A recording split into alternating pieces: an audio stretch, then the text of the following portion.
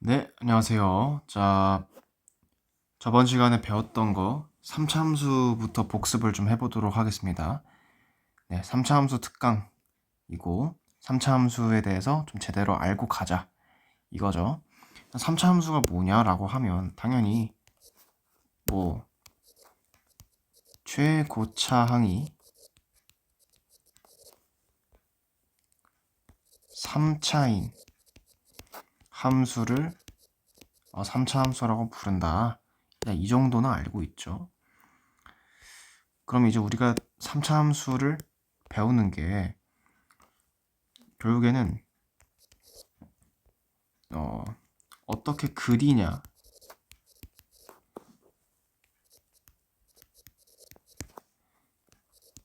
그 다음에 어떤 수학적 특징을 가지고 있냐, 이게 이제 핵심 포인트인 거거든요.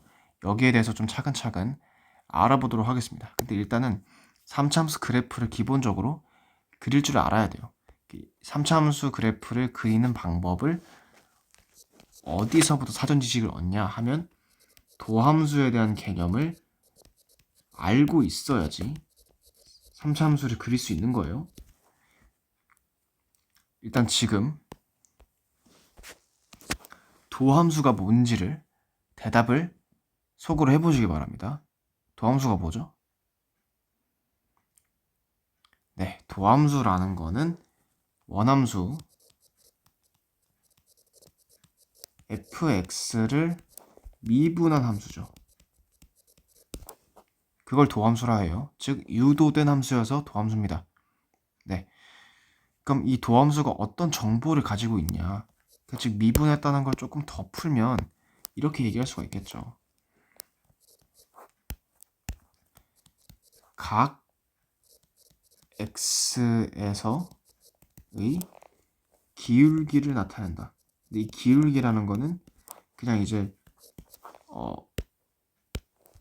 조금 뭐 어떻게 기울어져 있나 이렇게 추상적인 개념으로 접근하는 게 아니라 정확히 기하적으로 접선의 기울기라 했었죠. 이 접선이란 말을 절대 잊으면 안 되는 거예요. 접선의 기울기예요. 접선의 기울기면서 얘를 이제 또 뭐라 부르냐? 순간 변화율이다라고 배우고, 다른 말로는 뭐라고 불러요? 미분계수라고 부르죠. 그래서 이 도함수는 원함수 fx를 미분한 함수고, 도함수의 y값이 결국 뭔 거예요? 각 x에서의 기울기, 즉 미분계수가 y값이 되는 거예요. 도함수에서는. 이 정도 정보까지는 알고 계셔야 되고, 그죠? 도함수가 뭐냐라고 딱 물으면 대답을 할 줄 알아야 된다는 거죠. 네. 아무튼 도함수의 개념을 끌고 와서 어떻게 그리는지를 파악을 한다. 그럼 이제 그 어떻게 그리냐와 함께 어떤 식에 대한 3차 함수 식에서부터 도함수 개념까지 합쳐서 3차 함수가 어떤 특징을 가지고 있는지도 좀 알아볼 겁니다. 네. 일단 그 전에 다항함수, 즉 1차 함수부터 n차 함수까지 최고차 항이 자연수로 정의되는 그런 함수들의, 자연수 또는 0이죠. 그런 함수들의 그래프를 그리는 법을 좀 개괄하고자 합니다. 어떻게 다항함수 그래프를 그릴까 이거죠. 첫 번째로는 리미트 x를 플러스 마이너스 무한대로 보낼 때 이 함수가 어디로 가냐를 봐야 돼요. 이게 굉장히 중요합니다. 특히나 사실 다항함수에서의 중요성보다는 지수로그 함수나 상악함수나 이런 함수들에서 더 중요하거든요. 네. 내가 x를 무한대로 또는 마이너스 무한대로 보낼 때 fx의 y값이 어딜 향해 가나, 그게 발산할 수도 있고 플러스 무한대로 갈 수도 있고, 아니면 마이너스 무한대로 발산할 수도 있고, 아니면 정해지지 않을 수도 있고, 그죠? 이걸 진동한다 그래요. 뭐 아무튼 뭐 이건 여기서 얘기할 거 아니고, 정해지지 않을 수도 있고, 아니면 어떤 값으로 수렴할 수도 있습니다. 수렴한다는 건 이제 얘가 상수함수거나 아니면 점근선이 있거나 뭐 그럴 수도 있죠. 이게 납득이 안 될 수 있는데 좀 예시를 좀 들어보자면 이런 거예요. 우리가 유리함수 같은 경우는 이렇게 생겼죠. 유리함수 그리는 법 좀 아셔야 돼요. 유리함수 그리는 거는 y는 x분의 1 딱 이렇게 그리면, 그죠? 1, 4분면 3, 4분면 딱 이렇게 그리잖아요. 그죠? 이때 얘네들은 y는 x에 대해 대칭이라는 것도 아셔야 됩니다. 이 정도는 기본 상식이에요. y는 x 선에 대해서 대칭인 함수다. 접으면 똑같으니까. 유리함수 이렇게 있는데 유리함수 이때 x를 무한대로 보내보는 거예요.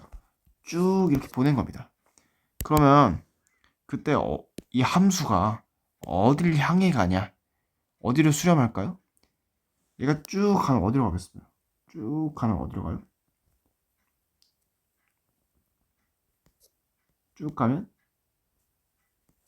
0으로 가겠죠. 그죠? y는 0을 향해 다가가고 있는 상태예요. 즉 이런 경우에 어떤 특정 값을 수렴하게 되죠. 근데 이때 점근선이 있는 거잖아요. 이게 지금. 그죠? y는 0이란 점근선을 향해서 다가가면서 수렴하는 상태다.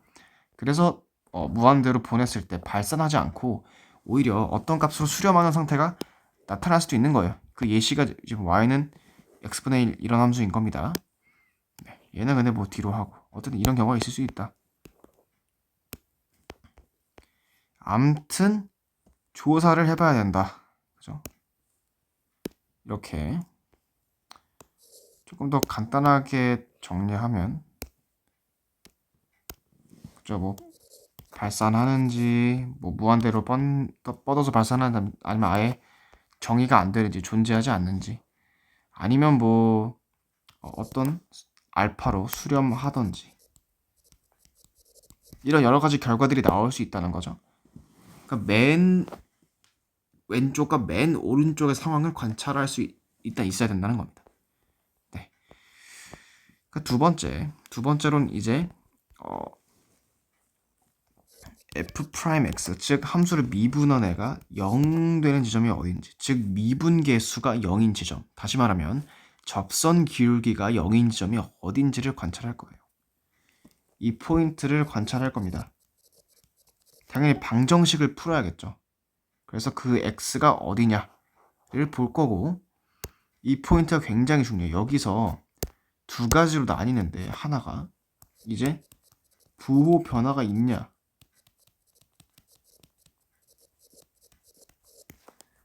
아니면 부호 변화가 없냐, 두 가지 상태로 나뉘고, 이때 부호 변화가 있다 라고 하면,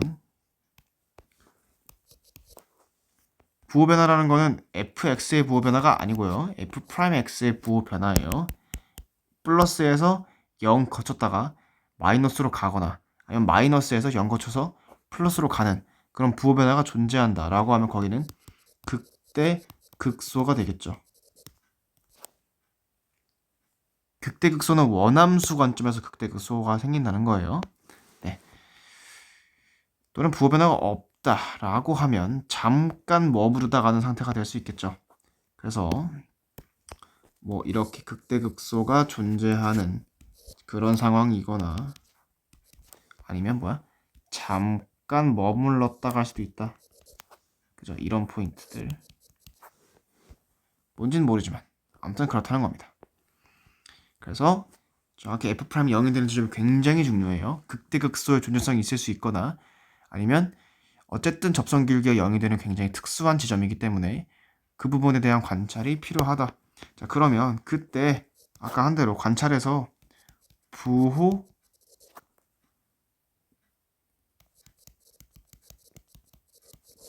변화를 체크해야 되고, 부호 변화를 체크한 다음에 부호가 그냥 플러스고 마이너스구나 여기서 그치는 것이 아니라, 부호가 플러스라면, 도함수의 부호가 플러스라면, 즉 접선의 기울기가 양수라면 그때 어떻게 돼요? 원함수는 증가하겠죠. 그 다음에 접선의 기울기가 음수야, 즉 도함수가 음수야. 그러면 원함수는 어떻게 됩니까? 감소하겠죠. 이 증감에 대한 판단을 해야 된다는 겁니다. 네. 그리고 나서 맨 마지막으로는 이제 함수의 위치를 정확히 결정해야 되니까 x절편이나 y절편을 조사한다. 그래서 정확히 함수의 위치를 확정해준다. 이 정도로 스텝을 밟으면 다항함수를 그릴 수가 있게 되는 겁니다. 근데 이제 우리가 도함수의 개념을 끌고 와서 가장 중요한 건 아무래도 전 2번, 3번이라 볼 수 있을 것 같고, 그 다음에 4번 스텝에서 이 x절편을 조사한다는 거는 즉 인수적인 관점에서 식을 접근하는 거라고 또 볼 수 있을 것 같아요. 그리고 아무래도 인수적인 관점에서 식을 접근하는 게 조금 더 유리한 경우가 많다. 이런 부분도 좀 말씀을 드리도록 할게요. 그죠? 특히나 3번이 굉장히 중요한 거예요. 도함수의 부호가 양수면 접선 기울기가 양수인 거죠. 그러면 원함수는 위로 올라가는, 즉 증가의 상태일 거고, 반대로 음수다 그러면 아래로 꺼지는, 그죠? 접선 기울기가 미분 계수가 음수일 거잖아요. 그러면 원함수는 감소할 거다라는 거는 기본적으로 머릿속에 넣으셔야 된다는 얘기입니다. 네. 이제는 넣으셨을 거라고 생각을 하고 넘어가도록 할게요. 아무튼 다항함수 그래프를 그리는 법 개괄이었습니다. 네. 넘어가요. 그 다음에 이제 두 번째 제가 얘기하고 싶은 거는 다항함수의 식의 작성에 대한 관점을 좀 얘기하고 싶어요. 본인이 어떻게 다항함수 식을 써낼 것인가 결정을 해야 되는 상황에서 두 가지 측면이 있다는 거예요. 하나는 그냥 이제 내림차순의 관점에서 식을 쓸 거다. 높은 최고차항부터 가장 차수가 높은 최고차항부터 아래로 쭉쭉쭉 이렇게 b의 x의 n-1승 플러스 c의 x의 n-2승 이렇게 아래로 쭉 쓸 거냐, 아니면 인수적 관점에서 식을 써낼 거냐. x 뭐 x-a 뭐 3개, x-b 뭐 2개 뭐 이런 식으로 인수적으로 관점을 써낼 거냐라는 대단히 중요한 선택의 그런 순간들이 있을 거고, 대부분의 경우는 인수적 관점에서 식을 쓰는 게 좀 더 유리하긴 해요. 이렇게 써야 좀 계산이 좀 줄어드는 그런 경향성이 있죠. 근데 혹시 모릅니다. 내림차순으로 쓰는 게 더 유리한 상황일 수도 있어요. 그래서 이거는 무조건 인수적 관점으로 써야 된다라기보다는 상황에 맞춰서 본인이 유연하게 좀 판단을 하면 좋지 않을까라는 그런 생각을 할 수 있고, 그 다음에 얘네들을 좀 절충해서 약간 섞어서 특정 인수 즉 x-알파에 대해서 내림차순을 쓸 수도 있습니다. 이게 제가 많이 했던 방식이죠. x-a에 대해서 n승 최고차항, 그 다음에 뭐 최고차항 a라고 하고, 그 다음에 뭐 b에 x-a에 n-1승 이렇게, 그죠? 그다음 뭐 c에 또 뭐 x-알파에 뭐 이런 식으로, 그러면서 어떤 하나의 인수에 대해서 내림차순을 쭉 쓰는 그런 방식으로 절충을 시킬 수도 있습니다. 이런 방식이 또 유리한 경우가 한 가지 있죠. 그런 경우가 뭐예요? 이런 거죠. f 알파는 5야. 그 다음에 f 프라임 알파는 4야. 뭐 이런 식으로 정보가 제시된 경우, 즉 어떤 알파라는 x에 대해서 미분계수도 제시가 되고 인수도 제시가 된 경우, 이런 경우는 정확히 x-알파라는 인수에 집중하라는 의미거든요. 그죠? 그때 이 미분계수랑 함수값 정보를 둘 다 써낼 수 있는 좋은 방식은 이렇게 지금 절충한, 즉 하나의 인수에 대해서 내림차순을 쓰는 이런 경우가 가장 유리하다는 거죠. 네. 그래서 이렇게 예시를 들어보면 결국에는 이렇게 프라임 A가 프라임 알파가 4가 되는 경우다. 얘는 뭐냐면 1차 항 계수가 4라는 거예요. 따라서 얘를 그대로 반영하면 x-알파 1차 항 앞에 계수로 4가 있다 라는 의미가 되는 거고, 마찬가지로 얘는 뭐예요? 알파를 다 대입하고 0 나오면 남은 게 5다 이거죠. 그래서 얘는 그냥 플러스 5 이렇게 쓰면 되는 겁니다. 다시 말하면 x-알파 인수의 0승 앞에 개수가 얼마다? 5다 라는 식으로 해석이 돼서 그냥 5라고 적을 수 있는 거죠. 네, 암튼 이렇게 x-알파라는 인수를 가지고 식을 좀 내림차순으로 정리하는 게 유리한 때도 있다라는 하나의 예시를 좀 들어드리고자 합니다. 그래서 이렇게 식을 써낼 수가 있는 거예요. 정리를 좀 할게요.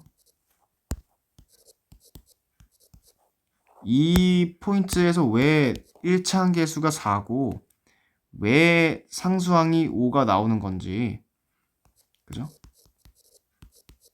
이거를 이해가 안 된다면 질문하시기 바랍니다. 이건 질문해 주세요. 이해가 안 되면 더 상세히 설명드릴 테니까. 아무튼 다항함수를 식을 작성하는 그런 관점이 두 가지가 있다.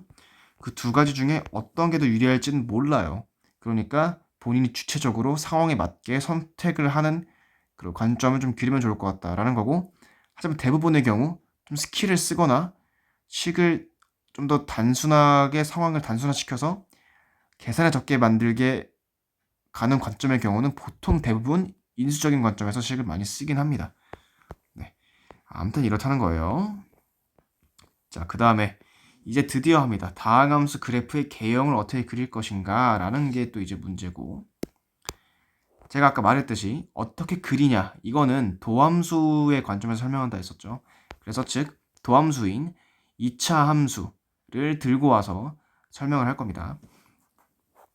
f'x가 2차 함수인 경우, 2차 함수예요.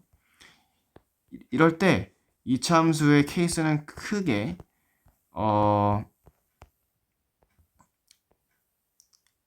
세 가지가 있습니다. 첫 번째로는 판별식이 0보다 작은 경우. 네, 이런 경우, 즉 인수가 한 개도 없는 경우, 허그린 경우를 말하죠. 이런 경우에는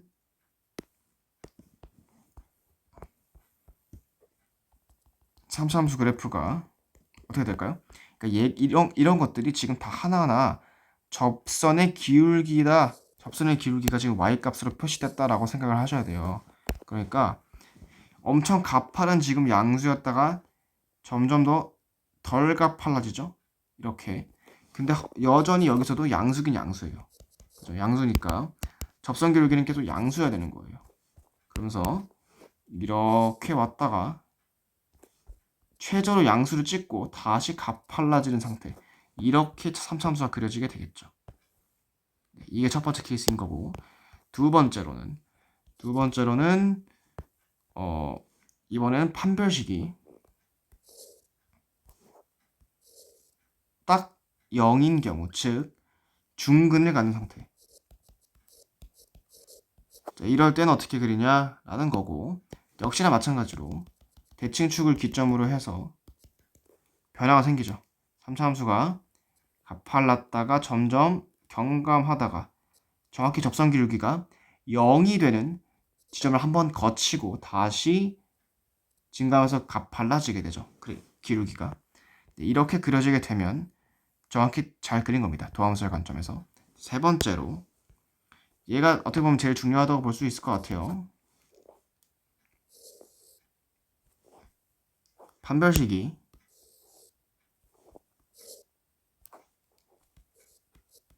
0 이상인 경우, 그죠? 매우 중요하죠. 즉 인수가 두 개 있는 경우고 유일하게 음수가 되는 영역이 존재합니다. 양수였다가 음수였다가 양수가 돼요. 자, 그럼 어떻게 처리하면 되죠? 증가했다가 감소했다가 증가한다 라고 보면 되죠. 도함수가 그래요? 원함수가 그래요? 원함수가 그런 거예요. 지금 도함수의 정보를 줬고 0 되는 지점을 알았어요. 여기를 알파, 베타라고 줄게요. 네. 그리고 정확히 지금 기울기가 최저인 지점도 있죠. 여기서 함수가 어떻게 그려집니까? 증가했다가 0 됐다가 감소했다가 0 됐다가 다시 증가하죠.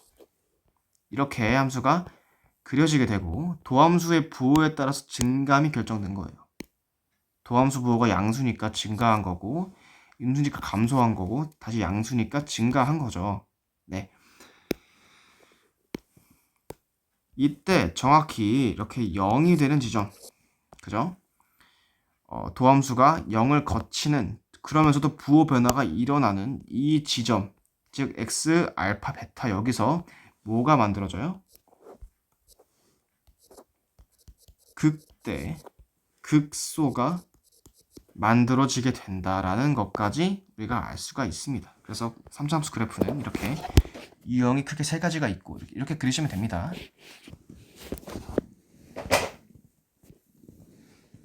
네, 주의점을 적어놨죠. 자, 주의. 자, 우리가 도함수 2차함수 f'x를 보고 3차함수를 지금 그린 거잖아요, 그죠? 도함수를 보고 걔를 적분한 함수인 3차함수를 추론해서 그렸어요, 개형을 이렇게. 네, 이때 주의할 점은 절대로 적분한 함수에 대해서 x축은 결정되지 않았다는 거예요. 그죠? 도함수의 정보만 가지고 걔를 적분한 원함수의 x축, 즉 어디에 위치하고 있는 건지는 절대 모릅니다. 절대 몰라요. 따라서 도함수만 가지고 원함수의 y절편 위치 또는 x축의 위치를 판단할 수 없다는 걸 무조건 알아두시기 바라고 그냥 허공에 떠 있는 거예요. 이 함수는. 그리고 x축이 어디에 생길지 이거는 다른 추가적인 정보에 의해서 결정되게 되는 겁니다. 얘를 이제 설명할 수 있는 게 적분상수 C가 새로 붙는다라는 걸 기억하시죠? 그죠? 이 적분상수 C 때문에 그렇게 된다라는 것을 좀 염두를 해두시기 바랍니다. 네. 자, 다음 이제 이 3차 함수의 대칭성에 관해서 좀 다룰 거예요. 3차 함수는 대칭성을 가지고 있습니다. 어디로부터? 변곡점으로부터의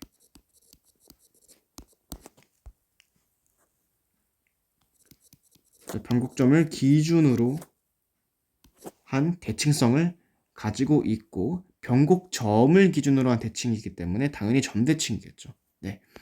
그래서 이 변곡점의 위치가 어디냐 라고 하면 f'x 즉 2차 함수였죠.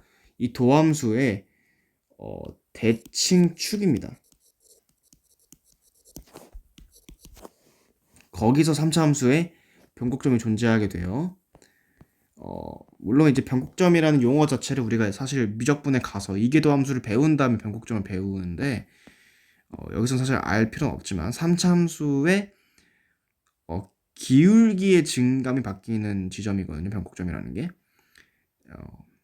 하지만 3차 함수 관점에서 그냥 정확히 대칭 지점을 좀 염두를 해두시면 좋을 것 같아요. 그래서 3차 함수 이렇게 그리면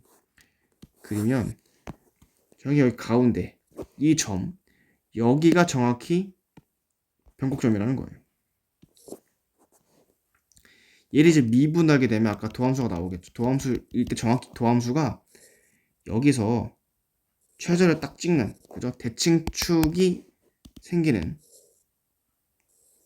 이 지점이었다는 거예요. 그죠? 얘가 f'x, 얘가 fx. 그 부분에서 변곡점이 생긴다라는 거고, 네. 이제 우리가 여기 대칭성에 대해서 대칭성이 아주 특수적이고 극단적으로 변할 때 어떻게 되냐라고 하면 기함수의 현상이 발생해요. 기함수가 나타날 수가 있어요. 그죠? 이게 이제 원점 대칭이죠. 그리고 한 가지 정보를 드릴게요. 기함수, 다항함수가 기함수라는 건 무슨 말이냐면, 그죠? 다항함수가 기함수다 라는 것은 홀수차 항만 존재하는 경우. 예를 들어서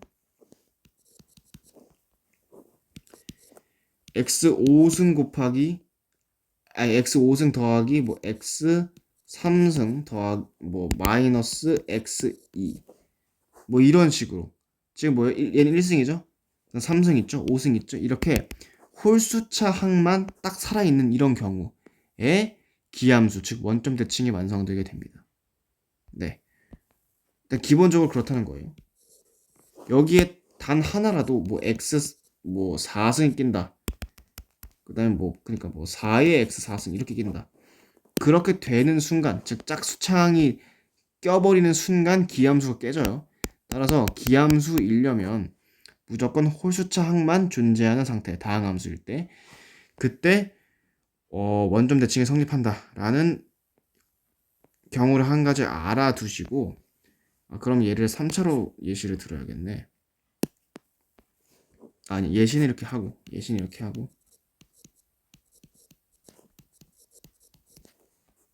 이렇게 하고 그래서 얘를 이제 일반화시키면 이렇게 할 수 있습니다. 3차 함수에 대해서 ax 세제곱 플러스 bx 얘가 정확히 기함수다. 기함수의 어떤 일반식이다. 라는 것을 좀 기억을 하시면 좋을 것 같아요. 네. 그렇게 되면 정확히 3차 함수가 원점 대칭이 되게 되겠죠. 근데 이제 여기서도 또 나뉘어요. 원점 대칭의 형태가 그냥 단순히 ax 세제곱 즉 0에서 3중근을 가지는 형태로 제시가 될 수 있고 다른 한편으로는 최고차항 a는 똑같고 x를 지난 다음에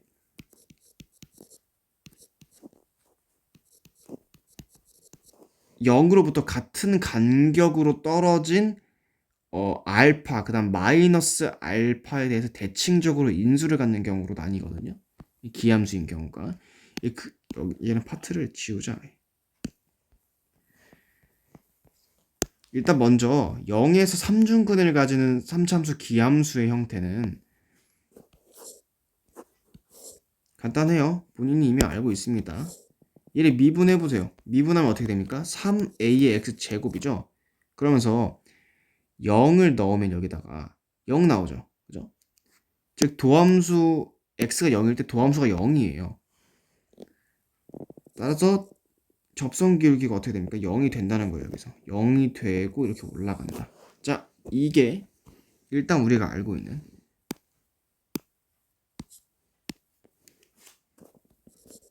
y는 ax 세제곱 즉 기함수면서 0에서 3중근을 가지는 형태가 이렇게 생겨 먹었다 라고 볼 수가 있고 그 다음에 반대로 y는 ax 곱하기 x 마이너스 알파 곱하기 x 마이너스 x 플러스 알파 이렇게 지금 얘는 좀 알파죠. 얘는 마이너스 알파죠. 이렇게 원점에 대해서 대칭적 간격으로 떨어져서 인수를 설정한 경우도 기함수 원점 대칭이 되게 됩니다. 얘를 그리면 원점이 여기 있고 같은 간격으로 떨어졌죠. 마이너스 알파 여기는 알파 이렇게 떨어져 있을 때 여기 한 번 뚫고 얘 한 번 뚫고 또 얘 한 번 뚫는다는 거죠. 네, 그럴 때 역시나 변곡점이 원점이 되게 되는 이런 함수들이 만들어집니다. 네, 한 가지 첨언을 해야겠네요. 그죠? 변곡점이 대칭인데 기함수가 됐다란 말은 무슨 말이에요? 그죠? 변곡점을 기준으로 대칭성이죠.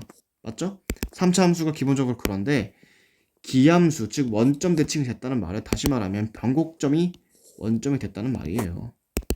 그죠? 다시 말하면 변곡점이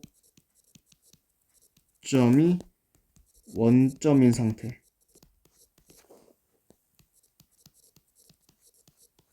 라고 보면 되겠죠. 케이스가 이렇게 두 가지가 지금 존재하고 있다라는 거예요.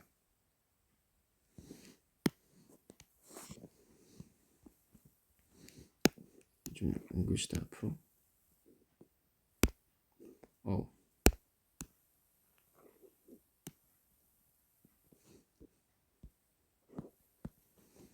네.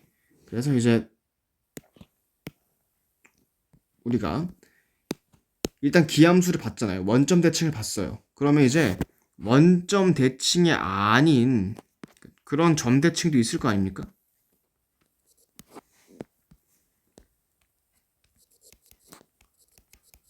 원점이 아닌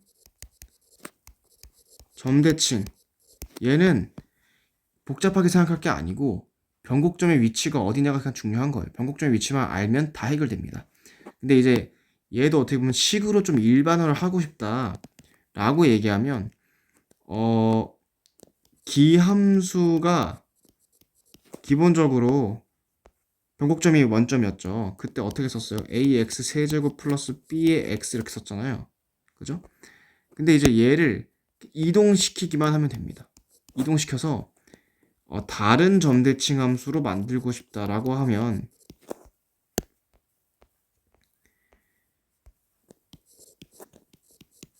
평행 이동시키는 거거든요. x축 방향으로 n만큼 평행 이동시키고 정기 이 상태에서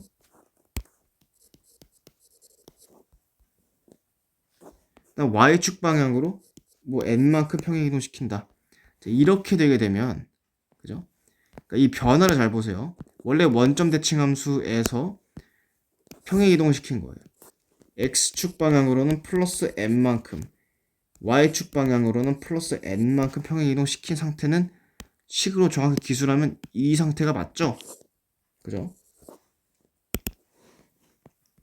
그러면서 원래 점대칭이 0,0 점대칭이었는데 기함수가 이제 뭘로 바뀌어요? 그러면 이동했으니까 m,n 점대칭으로 바뀌는 거예요. 그죠? 0,0을 이렇게 이동시켰으니까 m,n이 됐겠죠. 그죠? 그러면 지금부터는 이 상태 자체가 이 식이 의미하는 바가 일단 여기서 일로 왔다는 걸 깨닫고 그때 평행 이동이 이렇게 일어났다는 걸 깨닫게 되면 변곡점이 어디다? m,n이라는 거를 알게 되는 거예요.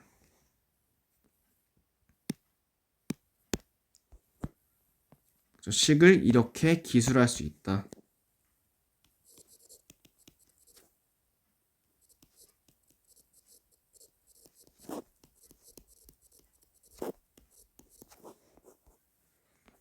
그러니까 이걸 보고 인지하는 게 중요해요. 얘를 보고 m,n 점대칭 함수구나 라고 좀 인지를 하는 게 중요하다 라는 좀 얘기를 드리겠습니다.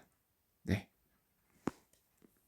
그래서 이제 어떻게 보면 팁인데 기출문제 중에서 이러한 사고방식을 묻는 문제가 있어요. m,n 대칭 함수인 거예요. 그리고 식을 이따구로 준 거죠. 그럼 얘를 다 풀어 헤칠 거냐 이거죠. 그렇게 생각하는 것보다는 이렇게 m,n 뭐 점대칭 뭐 3차 함수 얘를 다시 평행 이동시켜서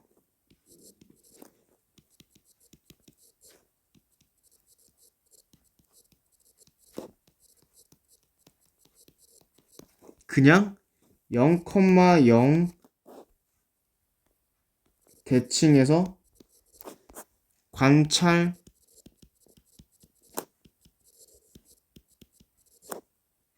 해보면 뭐다? 더 간단해질 수 있다는 것. 그런 아이디어도 한 가지 얻을 수가 있습니다. 네. 그러니까 이미 점대칭 어떤 특정 점대칭에 대해서 식이 이렇게 대놓고 평행 이동 관점으로 설명을 했다. 기함수 3차함수 기함수에 대한 x축 방향으로 n만큼 y축 방향으로 플러스 n만큼의 평행 이동 관점으로 식이 이딴 식으로 써놨다. 그럼 이걸 인지하고 그냥 원래 0,0 대칭으로 그냥 돌려서 다시 평행 이동시켜서 이 상태에서 관찰할 수도 있다라는 어떤 하나의 아이디어를 얻을 수가 있다는 거죠. 네. 이해가 되실란지 모르겠어요. 일단은 이 내용 이해하려면 앞에 것부터 이해해야 돼요. 이 기함수라는 거, 그 대칭성이 있다는 거, 3차 함수가 변곡점이 대칭성인 거예요. 변곡점에서 대칭이 일어난다. 변곡점 위치가 어디냐? 라고 하면 걔를 미분한 도함수인 f'x의 그 2차 함수 대칭축 여기 x좌표에서 여기서 변곡점이 있었던 거예요. 그죠? 여기를 뭐 알파라고 하면 변곡점이 여기서 생기는 거예요. 적분했을 때. 그때 대칭성이 변곡점이 정확히 0인 0,0인 경우가 있다는 거예요. 그걸 기함수라 볼 수 있다는 거죠. 원점 대칭이니까. 그때 식을 어떻게 쓴다? ax 세제곱 플러스 bx라고 쓴다는 거예요. 걔를 이제 유형을 나누면 이런 식으로 그래프 유형이 나뉜다 이거고 걔를 평행 이동시키면 원점이 변곡점이 아닐 거 아닙니까? 다른 점이 변곡점이 되겠죠. 그죠? 그 식을 이렇게 기술할 수 있고 일반화시키면 그때 어느 점에 대해 대칭이다? m,n에 대해 대칭이라는 거예요. 네, 이해하시면 할 수 있어요. 머리를 좀 쓰시면 될 것 같습니다. 이해가 안 되시면 질문하시면 되고요. 네, 아무튼 3차 함수 대칭성에 대해 이 정도 설명할 수 있을 것 같다 이거죠. 얘는 나중에 설명해야 될 것 같네요. 일단은 그러고 나서 또 매우 중요한 거 하나 3차 함수 비율 관계. 자, 이제 설명해야죠. 설명해야 되는데 내가 하나 놓쳤다. 이거 얘기해야 돼요. 죄송합니다. 이 변곡점에 대한 관찰을 좀 더 해야 돼요. 무슨 말이냐? 3 곱하기 변곡점에 대한 얘기를 할 거예요. 3 곱하기 변곡점은 변곡점의 변이라고 하면 이상하니까 3 곱하기 변곡점의 x좌표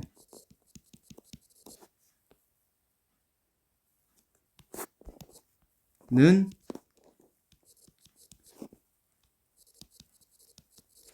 세실근의 합이다. 자, 여기까지 가겠습니다. 이 내용을 무조건 아셔야 되고 엄청 그냥 매우 존나 중요해요. 그러니까 무조건 아셔야 됩니다. 얘기를 해볼게요. 일단은 수식적으로 가장 먼저 좀 얘기를 해보자면 이렇게 볼 수 있어요. fx가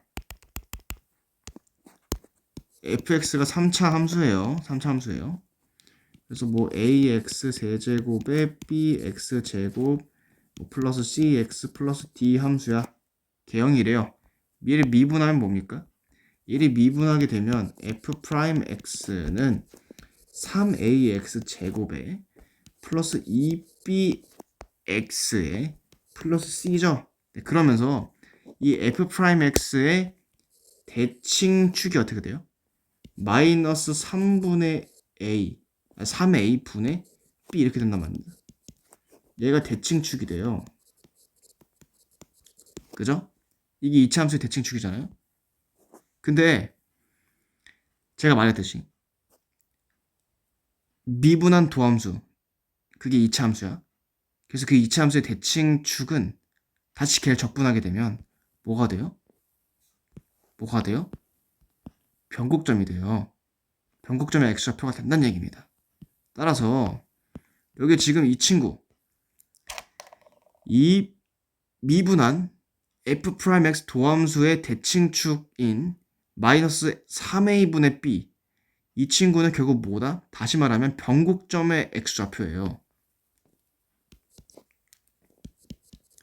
얘가 변곡점이라고요. 다시 말하면 자식이 변이야. 이제 얘가 변이에요.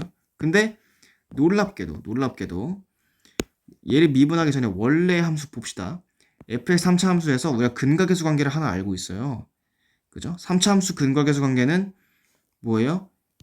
3차 함수 근이 알파, 베타, 감마가 있다라고 하면 얘네 세 개를 더하는 게 뭐예요? 마이너스 a분의 b, 즉 최고차항 분의 2차항 계수예요. 거기다 마이너스 붙인 거죠. 이렇다는 걸 이미 알고 있어요. 얘는 어디서 왔어요? 근각계수 관계에서 왔어요. 근데 이 두 가지 지금 결론을 보면 연결되게 됩니다. 얘네들이 되게 아름답게 크로스 하는 순간이 발생하게 돼요. 뭐예요? 마이너스 a분의 b가 똑같습니다. 따라서 여기서 지금 변곡점 x좌표에서 3배를 하게 되면 뭐가 돼요? 정확히 세실근의 합이랑 똑같다는 거예요. 그래서 수식적으로 증명이 됐죠. 따라서 이 상태를 우리가 이제 납득할 수 있게 되는 겁니다. 이제부터 이게 매우 중요해요. 그죠? 그래서 어, 세실근의 합을 알면 변곡점은 무조건 알 수가 있어요. 무조건.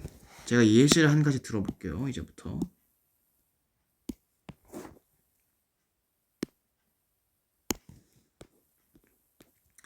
예시를 들어드리겠습니다. 예시를 들면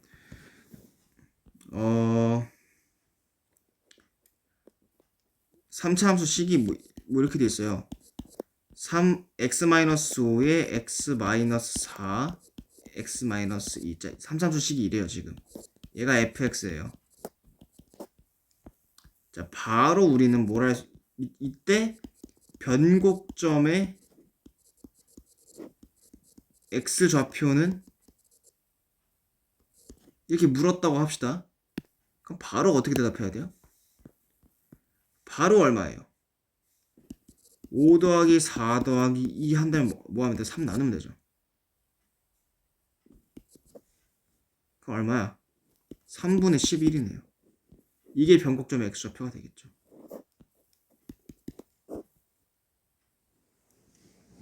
즉 다시 말하면 여기 바로 나와야 된다는 거예요. 식을 알면 3차 얘 그림으로 그려보면 2 뚫고 4 뚫고 5 뚫는 거죠.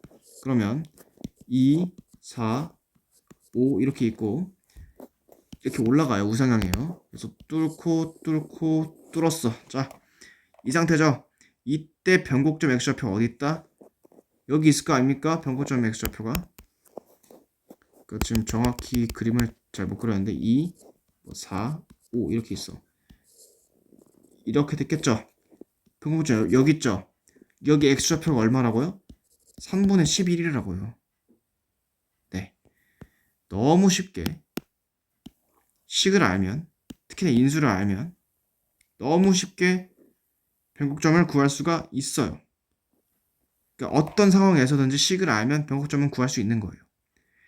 그래서 이 3 곱하기 변곡점 이게 세실근합이다 라는 걸 좀 알아두시고 세실근합까지만 알면 또 귀찮겠죠? 정확히 뭐다? 마이너스 a분의 b다. 이것도 a, b 이렇게 외우지 마시고 그죠? 최고차항 계수 3차항 계수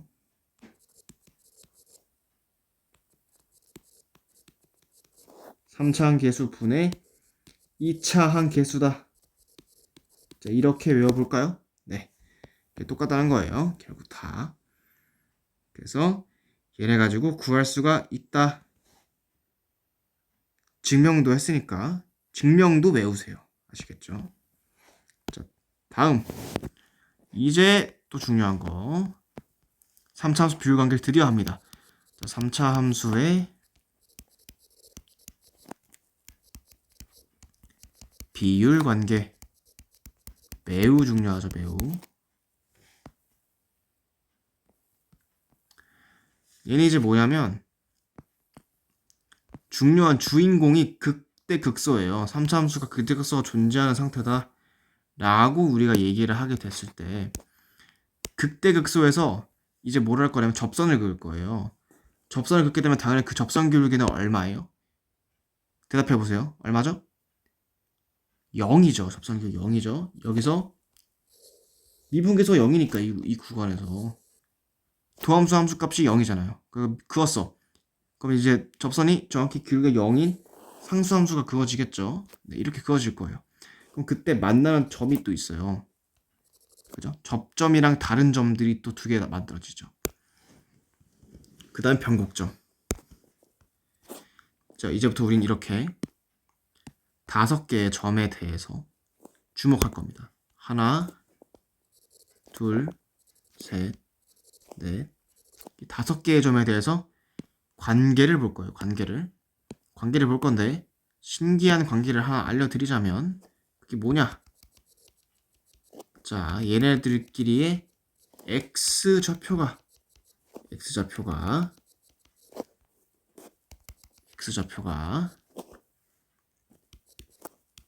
1대 1대 1대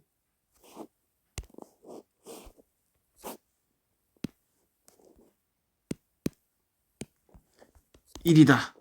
1대 1대 1대 1이다라는 것을 알 수가 있습니다.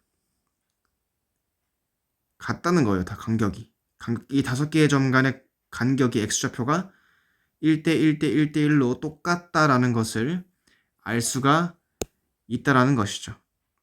여기서 이제 많이 나오는 확대해서 많이 나오는 비율 관계가 뭐냐면 2대 1 비율 관계예요. 얘는 사실 여기서 그냥 나온 파생된 말이에요. 뭐냐면 이렇게 있어. 내가 극대에서 그은 접선에서 만나는 점 x좌표를 알아. 여기가 0이야. 여기가 뭐 3이야. 그러면 여기가 얼마겠어요? 이 극소가? 이거 2가 되는 거예요. 왜냐면 변곡점까지 딱 했을 때 얘네 세 개가 다 똑같잖아요. 그러면서 1, 1, 1 이렇게 되겠죠. 그래서 총 길이가 3이겠죠. 따라서 이 극소 구간은 정확히 2가 되겠죠. 이 구간을 2대 1로 내분한 구간이다 라고 해서 2대 1 비율 관계가 성립하게 되는, 여기까지 나아가게 되는 겁니다.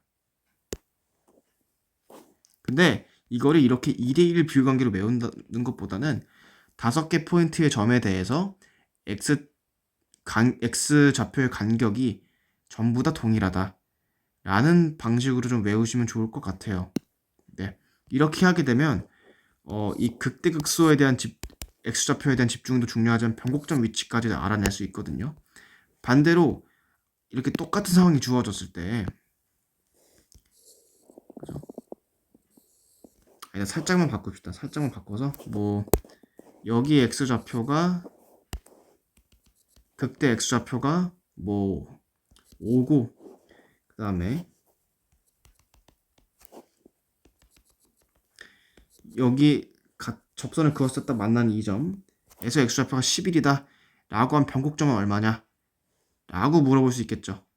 네, 그럼 그때 변곡점 x좌표는 7이다 라고 대답할 수 있어야 돼요. 바로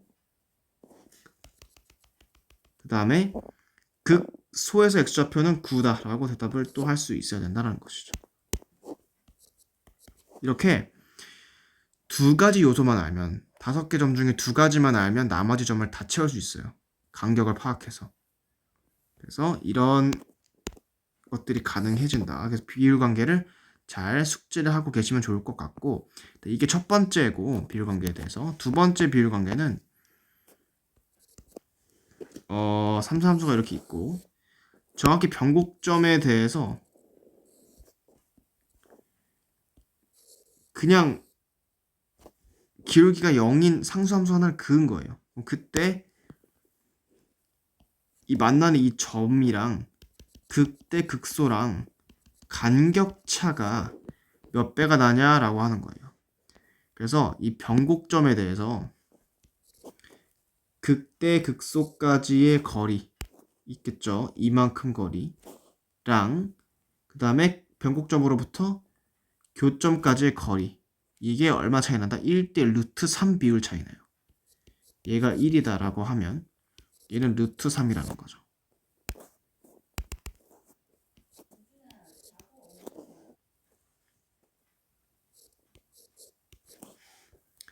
이렇게 1대 루트 3 비율 관계 차이 나게 된다 라는 정보까지 하나 얻을 수 있습니다. 그래서 얘를 정리하면 이제 1대 루트 3 비율 관계다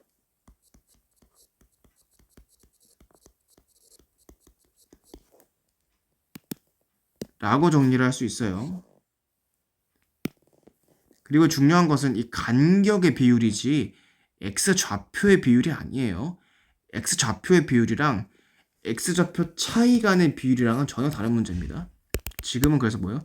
간격, x좌표 차 간의 비율이 이만큼 간격이랑 이만큼 간격에서 1대 루트 3 비율 관계 차이가 난다 라는 얘기를 하고 있는 거지. 이걸 x좌표 자체에다가 대입해서 생각하시면 안 돼요.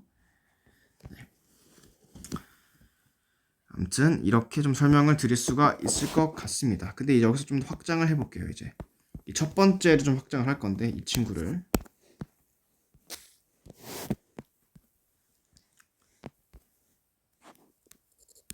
세 번째로 아까 전에 1대 1대 1대 1 비율 관계가 똑같이 성립할 수 있어요. 극대 극소가 없거나 아니면 기울기가 0이 아닌 함수에 관해서 똑같이 설명할 수도 있거든요.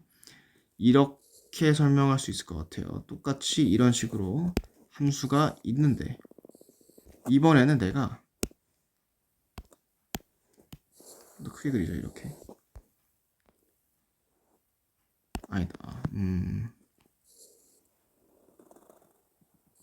이렇게 그리죠. 네.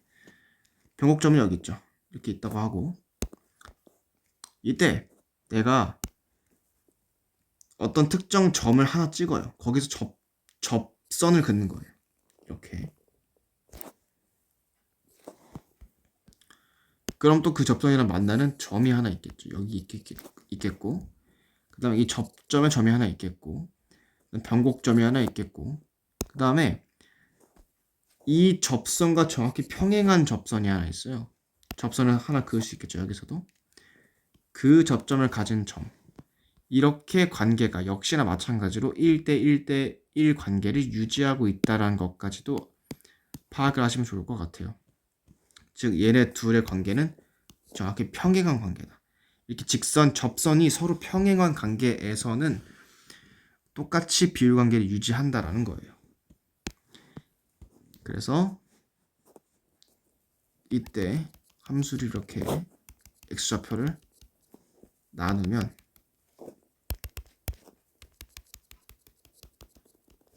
되면 역시나 이 길이가 똑같고 세로 길이가 얘를 이제 직사각형으로 아예 만들어 버리는 순간 이렇게 만들어 버리는 순간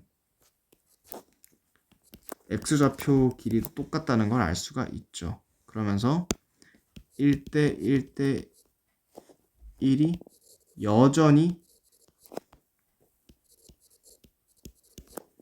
유효하다라는 거예요. 어떨 때? 제한 조건을 잘 기억하세요. 지금 이 상황인 거예요. 즉 기울기가 같은 평행한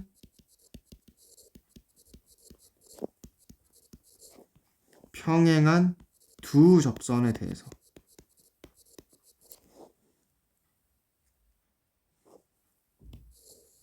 이런 상황에 대해서 만들어지는 5개의 점들이 역시나 또 성립하게 된다라는 것이죠.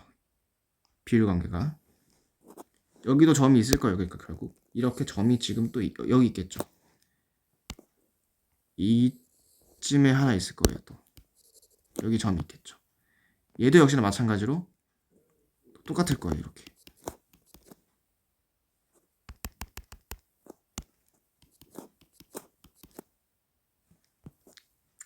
이렇게 얘기해도 되겠네요. 네.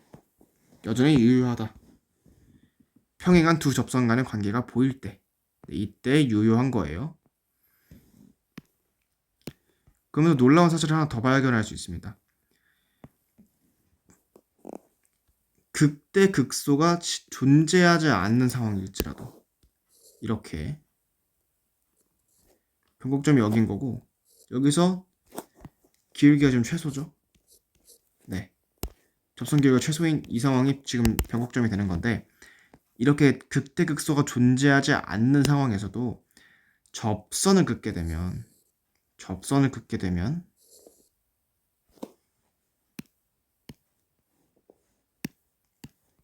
역시나 1대 1대 1 비율 관계가 성립하게 된다라는 거예요.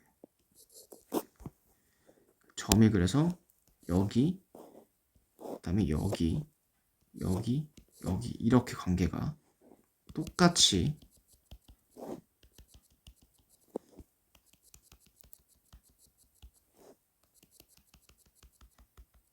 그림상으로는 제가 좀 못 그려서 달라 보이긴 하는데 원래는 같습니다.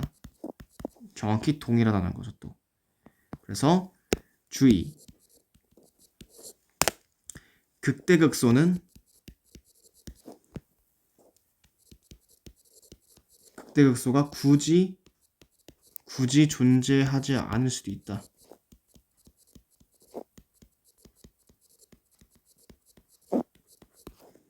이렇게 이 상황에 대해서 말입니다. 이게 가능하다는 거죠. 얘를 어떻게 정당화해요? 어떻게 알아요? 똑같이 관계가 유지되는 걸? 그게 궁금하다면, 그게 궁금한 거라면 뭐 하면 돼요? 차의 함수의 논리로 증명할 수가 있어요. 즉, 아까 지금 이 상태 자체를, 이거 있죠? 이 상태 자체를 내가 얘를 F라고 하고 얘를 이 접선을 G라고 하면 이때 F-G 함수 자체는 어떻게 그려질 것인가 라고 하면 얘가 정의 접선이기 때문에 여기를 뭐 0이라고 하고 여기를 K라고 하고 아니다. 여기 0이라고 하고 여기를 3K라고 두게 되면 얘가 어떻게 바뀔까요? 이렇게 바뀌어요. 그죠? 정확히 함수가 그려질 거라는 것이죠. 차이 함수가 반대로 똑같은 경향성을 유지하면서 이렇게 그려질 거고 이때 역시나 x좌표 0이겠죠? 접하는 데서 만나는 데서 3K였죠? 그때 우리가 알고 있던 원래 극대랑 극대에서 그은 접선의 관계로 바뀌어요. 그러면서 나머지 점들이 다시 변곡점, 극소, 만나는 점 해서 여기가 얼마? K, 여기가 얼마? 이 K가 성립하게 되는 것이죠. 그래서 그게 그냥 단순히 차이 함수로 바꾸기만 했는데 증명이 됐다 라는 것이고 증명은 차이 함수로 하는 거다라는 겁니다. 네. 아무튼 주의점까지 좀 유념을 해두세요. 극대극소가 굳이 존재하지 않아도 비율 관계는 성립하는 거예요. 두 접선이 주어지게 되면 그 두 접선은 평행해야 된다라는 조건까지 좀 알아두시면 좋을 것 같고 그 전에 일단 사전적으로는 1대 1대 1대 1, 즉 이렇게 5개의 점관에 대해서 차이가 똑같다, 간격이 똑같다라는 것과 변곡점에 대해 접선이 아니라 기울기가 0인 점을 그었을 때 1대 루트 3 비율 관계가 등장한다라는 것까지도 알고 계시면 좋을 것 같습니다. 그래서 이 비율 관계를 머릿속에 집어 넣으세요. 예, 더 하려고 했는데 너무 힘들어서 여기서 일단 멈추고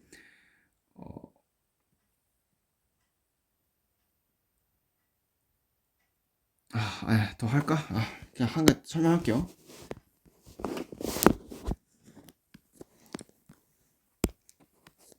약간 곁다리 정보 같은 느낌인데 접선의 기울기의 최대 최소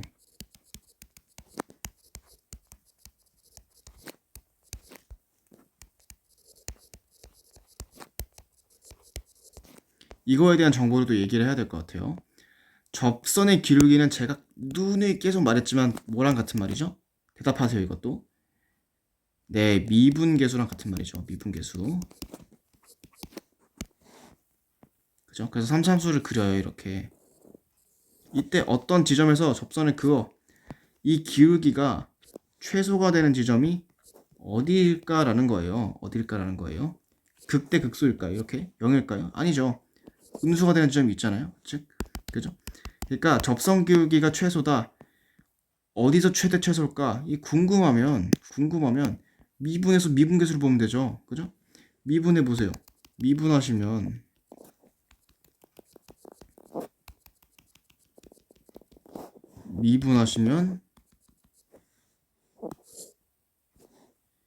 정확히 0 이렇게 될 거고.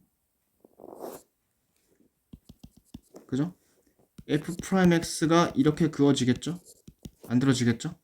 그때 미분계수 최소인 지점이 어디예요? 여기죠? 그죠? x는 알파 즉 x는 알파 원함수 관점에서는 변곡점에서 접선 기울기가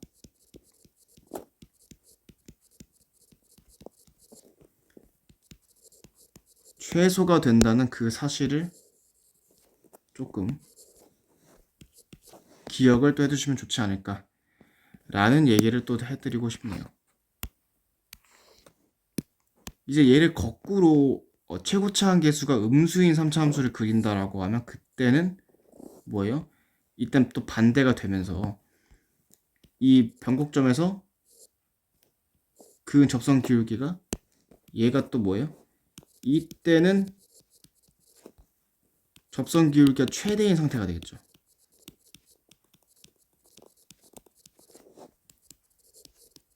최대가 되겠죠.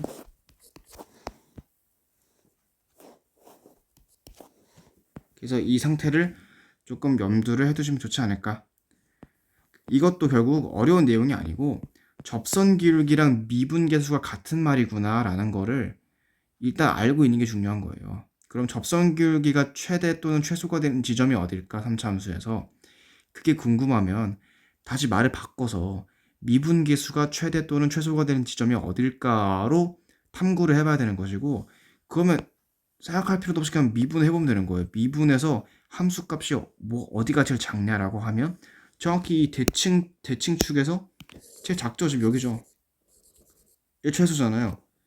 그러니까 접선 기울기가 최소인 데는 정확히 변곡점이다 라는 거죠. 원함수에서. 네. 그런 생각들을 해볼 수가 있다라는 것이고, 수학에서도 재진술이 엄청 중요하다는 거예요. 다시 말하면 같은 의미인데 다른 표현들로 제시되는 그런 수학적인 언어에 대해서 이게 다 같은 말이구나 라는 것을 이해할 필요가 있다. 동치인식들도 다 그걸 인지할 필요가 있다 라는 좀 말씀을 드리겠습니다. 그래서 접선 기울기가 최대 최소가 되는 순간, 얘도 기출에 많이 나온 요소이기 때문에 꼭 알아두시길 바랄게요. 그죠? 여기까지 또 얘기했다면 다음 시간부터는 이제 3차 함수 말고 끝내고 4차 함수에 대한 얘기를 또 해보도록 하겠습니다. 근데 4차 함수 그래프를 그리는 것도 역시나 3차 함수랑 전반적으로 다르지 않아요. 3차 함수는 2차 함수의 도함수를 통해서 개형 추론을 해냈다면 마찬가지로 4차 함수도 3차 함수의 그래프를 보고 개형 추론을 해내는 거고, 그때 이제 중요한 어떤 도함수의 정보는 우리가 참고할 건 뭐냐면 부호예요. 부호. 음수인지 영인지 양수인지를 가지고 일단 판단을 하는 거, 그게 제일 중요합니다. 네. 여기까지 이해를 하셨다면 너무 좋을 것 같고, 이해가 안 되면 질문을 하세요. 네. 아시겠죠? 여기까지 하도록 하겠습니다.